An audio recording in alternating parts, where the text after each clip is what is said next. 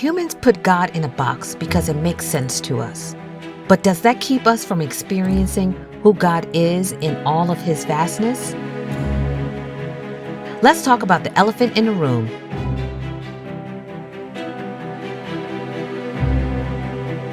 Is your God in a box? Welcome to another great episode of The Big E, the Elephant in the Room. My name is Melissa. Today we will be talking about, is your God in a box?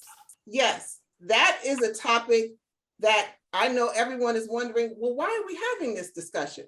Well, it's very important to have this discussion because growing up, a lot of us, due to denomination, various religions or beliefs, we sometimes or have put God in a box. But we have some great guests to really dive into this conversation, bring some great emphasis on what we have gone through, what we have experienced, and where God really stands in our spiritual and our faith walk. So today we have Ursula and Kelvin Pizarro, and we also have Juan D. Cruz. So thank you very much for being part of the Big E, the elephant in the room. So we're just going to jump into this conversation. And whoever would like to take this first, what have you noticed today regarding individuals' thoughts process about God being in a box? Well, I guess I'll steal it from Kelvin and Ursula. Well, when you look at, you say, what are people's thoughts in regards to that? Like when we see other people keeping God in the box, is that what you're asking? Yes, as well as your thought process of what does it mean to you by, having God in a box. Do you see him as being in a box personally?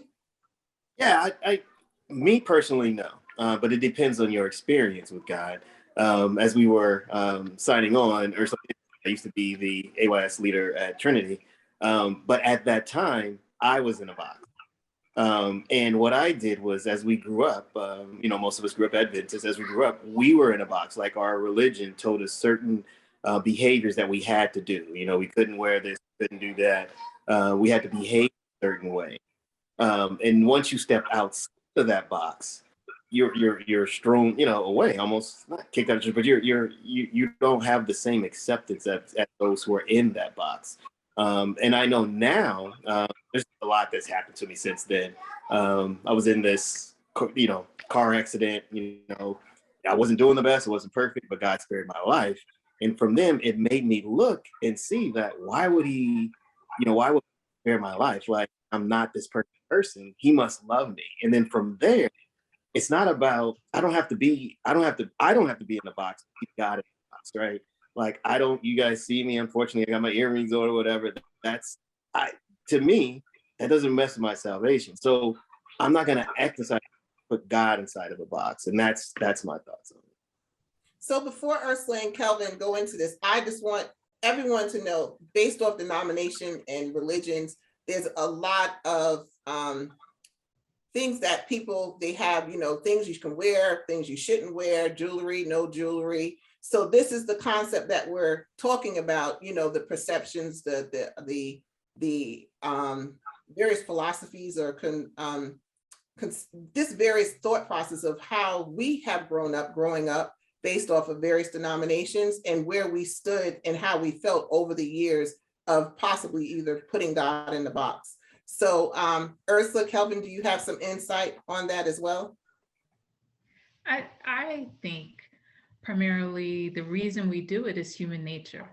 I think it is in our nature, and I am a Christian. I believe we were created beings, but I think it's in our nature to categorize. And so it's the way we make sense of things. And so I think in general we do it. And when it comes to religion, it's inherited to us that way. It's given to us in a box often. Most of us tend, if you grow up in a religious structure or discipline, whatever that discipline puts together for you tends to be your sense of right or wrong and your measure of morality. And I think it's that combination of our basic human nature to categorize things, put like with like. And when things are alike, they tend to just sit nicely together. And, you hear things like in the scriptures, having the body be one in Christ, or, depending what your religious background would be. I'm sure they're similar in other backgrounds, but in Christianity, I think that's what leads to it. We have an impulse to do it, and then we inherit it that way, generation after generation. I know that's how my mother and father presented it to me. I don't know if you have anything about that, but I think it's more human nature into why we do it to begin with. And it's almost that exploration of relationship. I like how Juan was saying, he had this experience that changed, that broke the box for him, took him out of that place. So I think that's what the Christian experience is supposed to be, or any religious experience, to delve into it, make it be a part of your soul.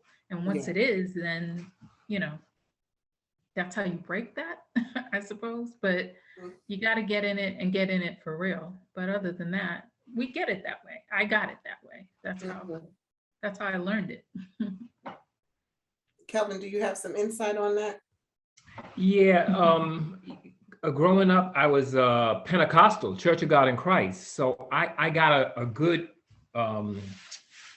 contrast coming into the Adventist religion, seeing how people put God in a box in a different kind of way. So I think there's a tension there as Christians that we need to struggle with, because I don't think God can be put in a box. I don't think we need to. But I think that's part of the Christian walk. We have to struggle with that and find out, what God is to us, and try to keep him out of a box, because also putting God in a box sets up prejudices and barriers when it comes to people of other faiths. You know what I mean? There are so many religions around the world, and people view God in a different way. God is different to somebody else, for you to at least see them, and see them where they're meeting God, it takes some struggle with that concept of this is God and this is all he is, So that's what I was going to actually go into. Is it easier for individuals to understand God being in a box? Do you think it's easier? Yeah, Rick, I think it is easier. I'm actually out with friends. We were watching W.R. Snell's, one of his sermons at OUC. And what he was saying is, it floored us, because what he was saying is, we all have that. We go to church school, right? We go to this church. We do all these things. We go to these events, that religion tells us we should do to earn God's favor, to do all these things. So it is something that we grow up with and we're just learned. But he said it doesn't change. You have to change when there comes a point where you have to go outside of the box. God forces you to go outside of the box. The story that he was bringing up was talking about Samuel, and how Samuel, when he saw David's older brother, they met that type, or that box, right? Like, a leader should be this, they should have this, they should have that. Whereas we look at the external, and even in our behavior, that's external. What we dress, what we wear is external. Our behavior sometimes is external. But then there's the heart. And that's really what God looks at. But with us, we all the time look at, hey, this is the pastor, this is the elder, I need to behave this way, or this, and that, and the other. And what I try to tell, I'm not a youth leader, but I do work with the youth at my church now. What I try to tell them is, don't look at the external. It's about your relationship with God. Don't let them tell you, take this off, wear this, do that. Worry about your relationship. And I think that, to me, is, we all fall into it, but something has to break you from that. So this is another bouncing off of what you just said, Juan. Are we afraid really to know who God is? That could be part of it, because you get lazy. You put God in a box and it's easy. You're almost on like automatic pilot. I can just stay right here. But when you're forced to, I got to delve into this, I got to struggle with this and get something out of this, it makes you work, it makes you work at your Christianity and your humanity, because you have to go outside and say, okay, this person is not of my denomination, but they are sure exhibiting characteristics that are Christian, quote unquote Christian, do they, and examine their relationship with God, because there's that Tibetan leader that just passed away a couple of weeks ago.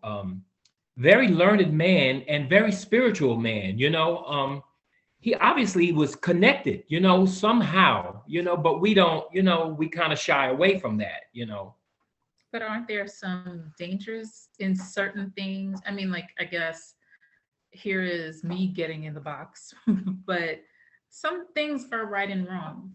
And I've had the experience of close friends who've exposed themselves to other teachings in the sense of being open-minded, but somehow getting off what I feel is right. So I'll take the ownership that my sense of right and wrong then becomes, I don't know, you kind of blur the edges of right and wrong, because there's some things that certain faiths would say is okay, that, or certain belief systems would say is okay, that aren't right. And when you've been taught something is right, it's almost stuck to you. It's almost underneath everything you think. In the faith that I grew up in, Adventism, we are Bible readers, and church is a certain way. And whenever I go to other denominations, church services, for example, it's hard to enjoy it, because in my mind, certain things are right, and that's what I'm expecting to see, and it almost becomes hard to swallow. Oh, they're not doing it right. And I realize maybe that's a limit on me, but how open can you be before you start violating what maybe you're learning is right or wrong? Merciless. I mean, that's a great point, and that's the way that we have to look at it. But Kelvin brought up 2 points that he brought up is good. Like it even says it in the word. He said, have sheeps of other fold, not just us, right? So we know that. But then what you say is we grew up a certain way. So we're told, hey, accept this, accept that. It's a funny story. But back when I actually got my church, the faith that I was in, I was first year of college, got my earrings, and I couldn't be in church anymore. So I started visiting other churches. And I did visit a coach. And Kelvin's so right. Everything is almost planned out, right? Like if I met a woman, you have to date within like so many, you can't be together this long because the devil will do this, like all these things that we have, right? But but it still doesn't help, right? Like we got to get outside of the box. And when we do get outside the box, it's like when the big faith thing happened, like most people have had that moment where they're like, this doesn't make sense, but I got to do it. We've all had that moment. And that's when stepping outside of that box helps. At our church, we don't usually, I never spoke about sex or anything like that at church. We're looking at what our youth are going through on social media, things like that. So there are conversations about that. Sex, homosexuality, all these things are being discussed. Because we have to step outside the box to really, things are crazy now. So we have to step outside. And it's real to them.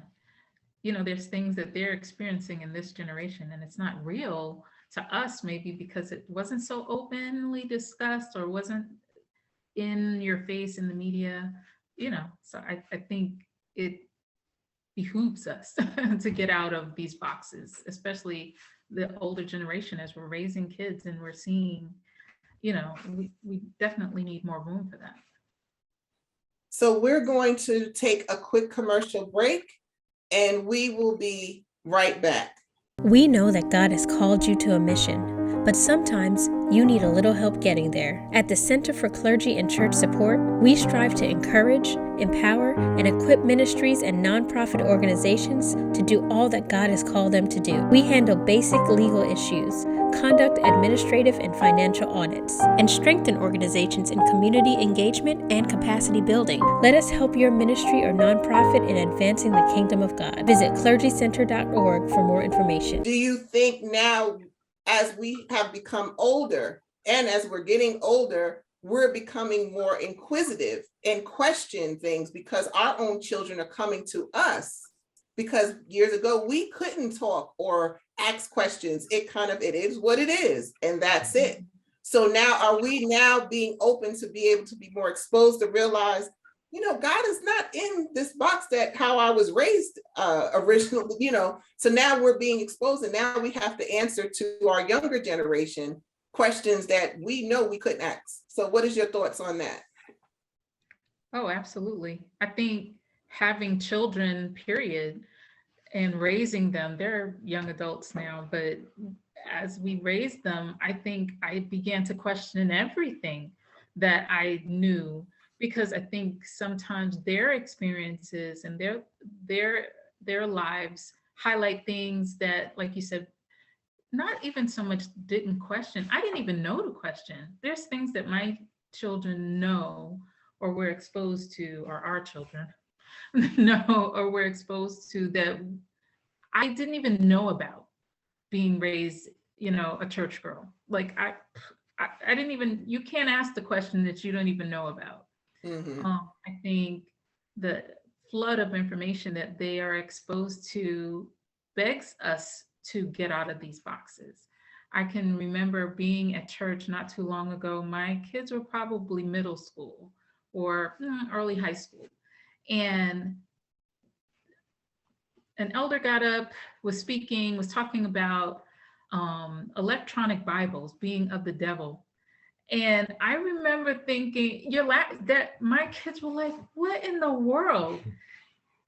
And I understood, because I grew up with the actual physical Bible.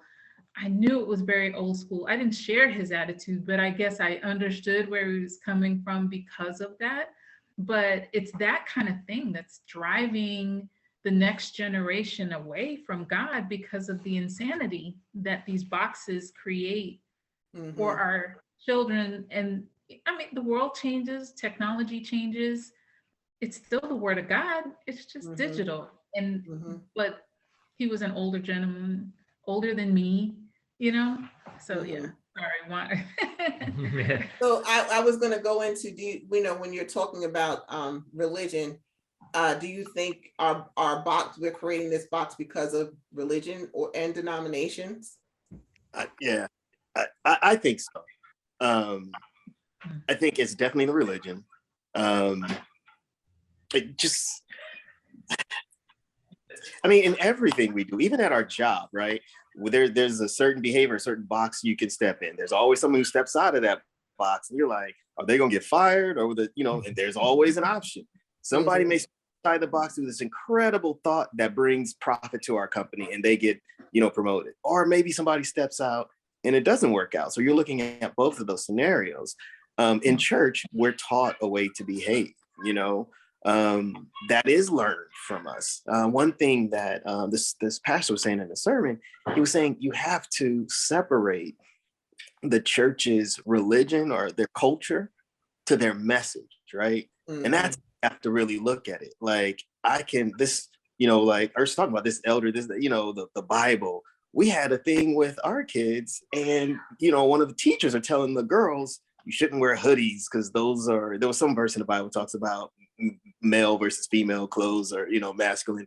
And we're looking at these kids, it's like, this girl's just wearing a hoodie, these are sweats, but we're taught that your skirt has to be this way, you have to wear a suit, this, that, and the other. Those are things that are learned, that when you look at the Bible, where can you back that up? And that's one thing you said too, like, because of our kids, this is what we're doing. So it's our kids, and it's also the millennials too. Like, they are educated. They don't just we took things. Our parents said, this is what you do. They think about it. And then that interaction allows us to think about, he was like, why am I doing this? There's a lot we can, there'll be a whole thing we can open up. Why? This and any other, how do you do the Sabbath? All these things are issue where we were told this is what you do, not, read the word and this is how your relationship with God will lead you to do this. We're just told do it because. And I think that's the issue. It's being questioned a lot more now. Well, I think also to back on that, Juan, is because we only had encyclopedias, or we waited, and then we had to stand online every year to get our school books. We couldn't, our books wasn't straight in our hands. We had to wait online. We had to pay for our books. That's the old. Now they got Chromebooks, they Google, they got Instagram, TikTok. So, and they're learning materials on TikTok that these kids are learning from. So that's when they're coming back to us like, oh, but you said, but TikTok says this. So then you got to go back to TikTok and say, well, what the TikTok say? What the TikTok? Yeah. They are, like we mentioned earlier, like we were talking about like some of the things that we discussed. We did have a Zoom meeting with our youth about, sex and this and that and the other. We got Dr. D. Knight to help us out. But the thing is, like you said, it's all in their face. From cartoons, they're talking about same-sex marriages and things like that. They get introduced to it early. So I want a situation where talk about it to your parents or talk about the people, your leaders at church, somewhere where you can get like a spirit-led, mature view of it versus just TikTok or your regular friends, so they don't know what they talk about anyway. So exactly. Do you have something to say, Ursula or Kelvin, on this? I remember, Juan, what Juan was saying about the kids being so smart. I remember when my kids were younger, our kids were younger, preteens, and they would question things or they would bring information to me and I would tell them, question everything. Use your mind. God gave you a mind. Question everything. If somebody says something says this is what it is, look it up and go to several different sources and then make up your mind, make up your own decision, but question everything. I told them that. And as it turns out, in this day and age, you see the flood of disinformation that they get. Even as adults, you have to source stuff. And boxes, talking about music is a perfect example of boxes in our religion and how we put things in a box. Yes. And I think that's just across the board with religions itself, because you have, the Adventist church, there was a certain standard. The Baptist, the Pentecostal, you got a little bit, the Catholic was the conservative. So you have this is boxes. So now I'm going to dive into this. What is it going to really be like in heaven if we have these box mentalities? Right. Will we get there if we don't shed these boxes, if we don't step out of it? Like, I honestly, sometimes we're so caught up in the culture. I think it was Juan that used that word, the culture, the tradition of church. And I think just in the Afro-American community, basically that has been sort of our saving grace, but it's also been our social structure, right? Like this was the one place we could go where we had power. This was the one place where we could go where it was our own and it represented more of our cultural experience, say here in America, for example, or even in, like if you got enough West Indian and Caribbean or Hispanic people together, you were going to get a certain culture of that church even. And I think it's really that balance. I'm pretty sure Juan was referring to it before, where we really have to peel away what is culture and tradition. We have to stay in a place mentally where we're being honest to ourselves, because that's the only way I'm going to be able to get out of this box. I think sometimes it's that lived experience that forces you, oh, what? You have a child now that's homosexual, so now you have to think differently about homosexuality, because that's your child. Or you have, a child suffering addiction. Oh, you got to think differently instead of, or your child got pregnant and, now you have to think differently because it's now in your face. The time you turned up your nose about somebody not being in a box, or the time, that you oppress someone, like, come on over here and climb in this box. But it's a shame, isn't it, that you have to get in that position in order to Life take you out of your comfort experience. zone. I mean, Mhm. experience is the best teacher, they say, Yeah. but it's a shame that, you can't have the foresight and the spiritual insight to say, okay, let me, let your spiritual humanity take over and say, let me step out here. And Mhm. we don't often operate that way. No. Mhm. But I think that's really what it's based off of, life experience. You think about just how we live our life. If we knew everything was to come, would we even want to go any further? Right. Mhm. So I think we learn day by day because that's how God has planted us on this earth. We learn day by day because our faith walk is growing day Mhm. by day, minute by minute. And if he gave all of it, if he gave it to us all at once, Right. We're not ready.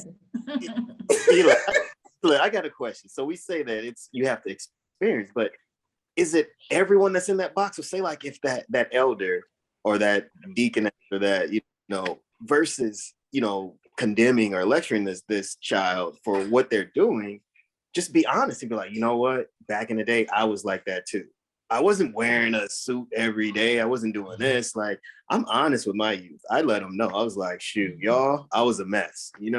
I let Right. them know. All those things that Ursula was bringing up, the things that we have to discuss with our kids are things that we should be, not, they should be discussed all the time, with everyone. But people don't want to admit their weaknesses, but that really can help others. I Mhm. always tell kids, dude, my first year of college, do you know how much I was faced with?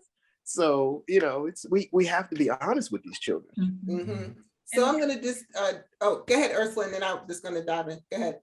Oh, I know. I was just going to say, like, even just be careful that we're more open when we're listening. We are active listeners, so Mhm. that we have experiences. Their life doesn't have to go exactly the way that my life went when it was a mess, but just being more active in our listening as well, because there's some things we won't be able to relate to, right? I didn't have a drug problem. So someone coming to me with about a drug problem, that might be hard to relate to, but leaving the condemnation, leaving the other boxes about that out of my mindset will help. So this is my last thought for you guys. What do you think the church can do better to remove the veil from this mindset? I think at least the church that I think the church is trying. They're being like, you have a lot of more contemporary services now. We're trying to take away some of the, to be honest, like I never went to church without a bow tie, suit and everything. But now we're trying to say it's not about your dressing up, it's about just coming here, making it comfortable for people. I think we're trying to do more things. The pandemic has brought that up, us being online and using technology more. So we're trying to do different things. We just need to push forward and do more. And your last thoughts, Calvin and Ursula, on that? I guess I have to agree with what Juan is saying. I think the younger generation, each generation is going to bring in something new. I think I do worry. It's just so compulsive to us as humans to not want change. And I think the best thing, not say the church, but as individuals who are in the body of a church or a religious organization, have more of an open mind, active listening, and be ready when these young people are coming in with their Zoom meeting and not tell them that it's that's of the devil, it's not real church. Let's all go get COVID and sit in a church sanctuary somewhere, because that's more faith in God. Like I don't know, I feel like it's one of those things that it starts in here.